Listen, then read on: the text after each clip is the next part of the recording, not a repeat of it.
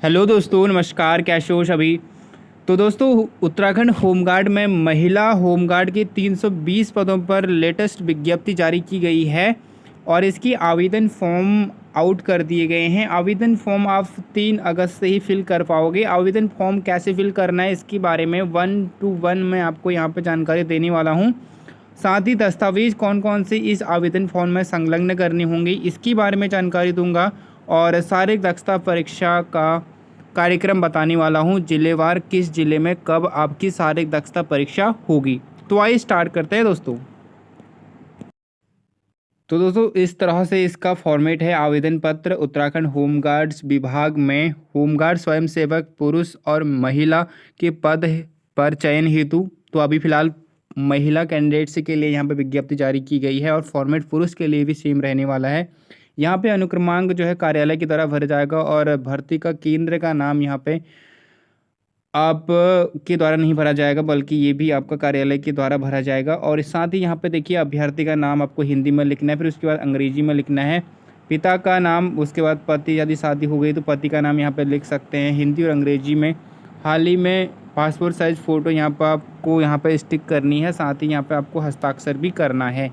ठीक है। प्लाटून का नाम जिसके लिए अभ्यर्थी आवेदन करना चाहते हैं, जिस प्लाटून के लिए आप आवेदन करना चाहते हैं यहाँ पर आप मेंशन कर दीजिए। ठीक है। स्थायी पता यहाँ पे बता दीजिए आप। पत्र व्यवहार का पता यहाँ पे आप लिख दीजिएगा। साथ ही इसमें जन्म तिथि की बात करें तो जन्म तिथि पहले आप अंकों में लिखेंगे, फिर उसके बाद शब्दों में लिखेंगी। ठीक है। और आपकी एज की गणना 1/7/2023 से की जाएगी। वर्ष, माह और दिन यहाँ पे आपको लिखने हैं। ठीक है। कितने वर्ष के हो गए, जैसे 22 के हो गए हैं तो 22, उसके बाद कितने माह हुए हैं आपको वो आपको यहाँ पर लिख देना है। जैसे 10 मंथ हुए हैं और 21, जैसे कि आपको 21 दिन हुए हैं तो यहाँ पर 21 दिन, इस तरह से आपको लिख देना है। साथ ही नागरिकता क्या है, धर्म, जाति, ये सारे आपको लिखना है। शैक्षिक योग्यता की बात करूँ तो यहाँ पर सबसे पहला पॉइंट आपको इंपॉर्टेंट यहाँ पर ध्यान देने वाली बात यह है कि परीक्षा का नाम यहाँ पर आप रखना है हाई स्कूल, इंटरमीडिएट और स्नातक। और इसके बाद अब ये आपने डिग्री, डिप्लोमा जो भी कर रखा है, एनसीसी सर्टिफिकेट वगैरह है, वो यहाँ पर आपको मेंशन नहीं करना, जबकि डिप्लोमा का नहीं करना, स्नातक स्त्री तक करना है। बोर्ड का नाम यहाँ पर लिख दीजिएगा। उसके बाद उत्तीर्ण करने का वर्ष, प्राप्त श्रेणी, प्रथम, सेकंड, थर्ड जो भी है आप यहाँ पे मेंशन कर दीजिएगा। ठीक है। उसके बाद अभ्यर्थी का व्यवसाय क्या है वो आप यहाँ पे मेंशन करें। शारीरिक माप की बात करें तो सीने की माप बिना फुलाने पर सेंटीमीटर में ऊंचाई, ये सारे आपको नहीं भरने, ये अभ्यर्थी द्वारा नहीं भरा जाएगा, साफ लिखा गया है। साथ ही स्थानीय 2 व्यक्तियों का नाम और पता जो अभ्यर्थी के संबंध में जानकारी रखते हो लेकिन उनके रिश्तेदार ना हो और जो उनके चाल चलन के बारे में जानते हो, उनकी एक क्या होनी चाहिए, यहाँ पे नाम होना चाहिए और पता होना चाहिए उनका। ठीक है। रिश्तेदार नहीं होने चाहिए, जबकि उन मतलब उस व्यक्ति के बारे में, जो आवेदक है उसके व्यक्ति के बारे में भली बात परिचित हो या जानता हो, उसके चाल चलन के बारे में जानता हो, वो यहाँ पर आपको नाम मेंशन कर देने हैं 2 व्यक्तियों के। ठीक है।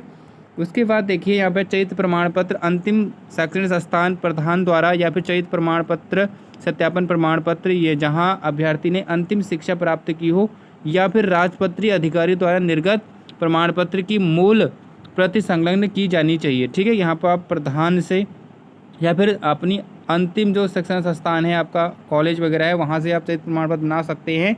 ठीक है। यदि अभ्यर्थी निम्न में से किसी श्रेणी का हो तो उसे अंकित करें तथा उसका प्रमाण पत्र नथी करें। ठीक है। प्रमाण पत्र 9 लगाने की दशा में अभ्यर्थी को वर्णित श्रेणी का लाभ यहाँ पे नहीं दिया जाएगा, उसे अनारक्षित श्रेणी में रखा जाएगा, यानी जनरल कैटेगरी में रखा जाएगा। यदि आप अनुसूचित जाति के हैं तो उसे टिक कर दें और उसका डॉक्यूमेंट भी आपको संलग्न करना है। यदि अनुसूचित जनजाति के हैं तो उसको टिक कर देना है। उसके बाद यदि ओबीसी की जाति के हैं तो यहाँ पर टिक कर दें। यदि आपके पास EWS कैटेगरी का सर्टिफिकेट है यहाँ पर टिक करते हैं और ये संलग्न या फिर छायाप्रति आपको उसमें नथी भी करना है इस आवेदन पत्र में। ठीक है। उसके बाद है 36 आरक्षण की बात करें तो यहाँ पर भूतपूर्व सैनिक है तो टिक कर दें, उत्तराखंड के अनाथ हैं तो इस पर टिक कर दें, यदि स्वतंत्रता सेनानी संग्राम है तो इस पर आप टिक कर दें। ठीक है। इसमें आपको कुछ ना कुछ यहाँ पे फ़ायदा मिलेगा, रिजर्वेशन मिलेगा। अन्य अभ्यर्थियों के संबंध में अभ्यर्थी निम्नानुसार श्रेणी को अंकित करें तथा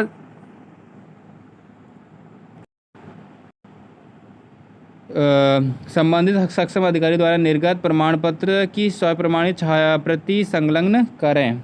यदि आपके पास एनसीसी बी या फिर एनसीसी स्काउट गाइड्स की कोई भी सर्टिफिकेट है या फिर सी प्रमाण पत्र है तो आप यहाँ पर टिक कर दें, नहीं है तो आप ऐसे ही छोड़ दें, ब्लैंक कर दें।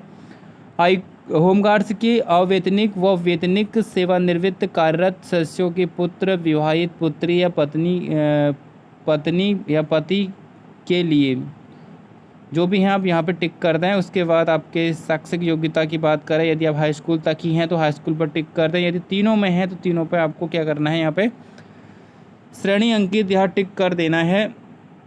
और साथ ही खेल कूद की बात करें तो जिला या फिर विश्वविद्यालय स्तर का खिलाड़ी यदि आप हैं तो आप टिक कर दें, या फिर विश्वविद्यालय स्तर मंडल विश्व पहले महाविद्यालय स्तर का खिलाड़ी, फिर विद्यालय स्तर के खिलाड़ी या फिर राज्य स्तर के खिलाड़ी हैं तो आप टिक कर दें, आपको यहाँ पे आरक्षण मिलने वाला है, फ़ायदा मिलेगा।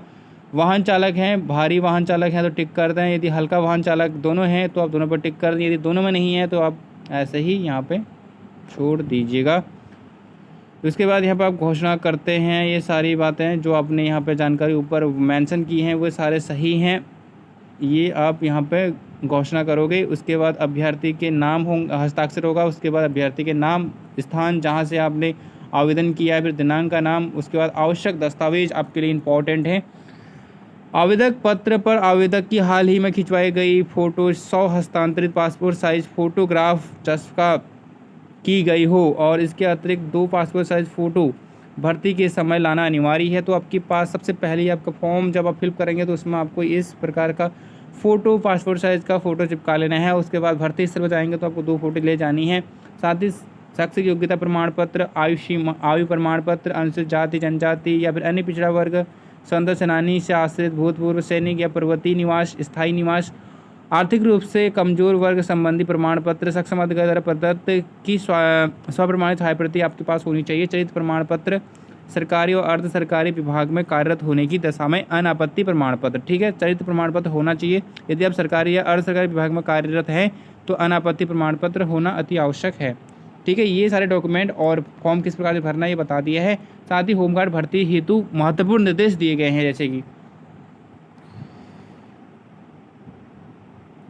महत्वपूर्ण निर्देश यह है कि होमगार्ड की भर्ती कार्मिक विभाग की शासनादेश संख्या आप देख सकते हैं दिनांक 22/5/2020 के अनुसार लागू नवीन रोस्टर नीति व शासन की कार्यवृत्त संख्या के अनुसार जारी की गई, ठीक है, संपादित की गई। समाज कल्याण विभाग के शासनादेश संख्या 310 दिनांक 26/2/2026 के 2006 के क्रम में होमगार्ड स्वयंसेवकों की भर्ती के संबंध में अन्य पिछड़ा वर्ग हेतु पत्र निर्गत होने की दशा में 3 वर्ष तक मान्य प्रमाण पत्र धारित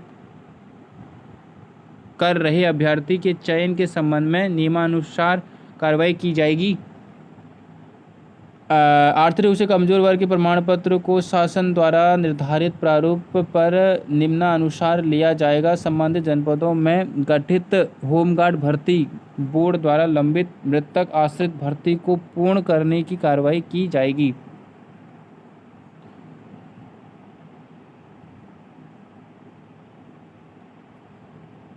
तो ये सारे यहाँ पे आपके लिए दिशा निर्देश हैं, ये आप यहाँ पे दिशा निर्देश पढ़ सकते हैं। बहुत सारी यहाँ पे चीज़ें लिखी हैं। इस पीडीएफ को मैं टेलीग्राम चैनल पर दे दूँगा, वहाँ से आप इसे 1 बाय 1 पढ़ सकते हैं, ठीक है। महिला होमगार्ड संबंधी अब कार्य योजना देख लेते हैं। ये जो भर्ती होंगी आपके 2 चरण में होंगी। प्रथम चरण में ये जो होंगी काशीपुर में होंगी, टेहरी में होंगी, पौड़ी में होंगी, चमोली में होंगी, बागेश्वर में होंगी, उधम सिंह नगर में होंगी। द्वितीय चरण जो है रुद्रप्रयाग, अल्मोड़ा, चंपावत, पिथौरागढ़ में होंगी, ठीक है। द्वितीय चरण, प्रथम चरण द्वितीय चरण के जनपदवार प्रभारियों का विवरण देखिए। यहाँ पे प्रथम जो है उत्तरकाशी में होगा, ठीक है, टेहरी में, उत्तरकाशी टेहरी में, और पौड़ी में, चमोली में, बागेश्वर में, उधम सिंह नगर में। उसी प्रकार से सेकंड ये होगा। यहाँ पर प्रस्तावित डेट देख सकते हैं आप। समस्त चरणों में भर्ती की प्रस्तावित तिथियों और कार्य योजना का विवरण 3/8/2023 से आपकी यहाँ पर समस्त चरणों की भर्ती हेतु विज्ञापित प्रकाशित होगी, जो विज्ञापन प्रकाशित होगा, ठीक है। 23/8/2023 को आवेदन प्राप्त किए जाने की अंतिम तिथि होगी, यानी आपको कम से कम 20 दिन का समय दिया जा रहा है।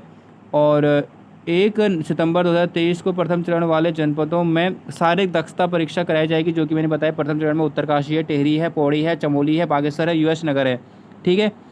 और 15/9/2023 में प्रथम चरण वाले जनपदों का परीक्षा फल भी घोषित किया जाएगा, बहुत बड़ी बात। उसके बाद है 22/9/2023 में द्वितीय चरण वाले जनपदों में शारीरिक दक्षता और नाप तोल प्रारंभ होगी। और 6/10/2023 को आपका द्वितीय चरण वाले जनपदों का परीक्षा फल भी घोषित कर दिया जाएगा। तो बहुत बड़ी बात है, यहाँ पे जल्दी आपका परीक्षा फल भी घोषित कर दिया जाएगा। तो ये भर्ती फाइनली आपको 3 अगस्त से फॉर्म फिल करना है। किसी भी प्रकार की क्वारीज के लिए आप कमेंट्स कर सकते हैं। टेलीग्राम पर जुड़ने के लिए टेलीग्राम का लिंक इस वीडियो के डिस्क्रिप्शन में दिया है, तो आप जुड़ सकते हैं।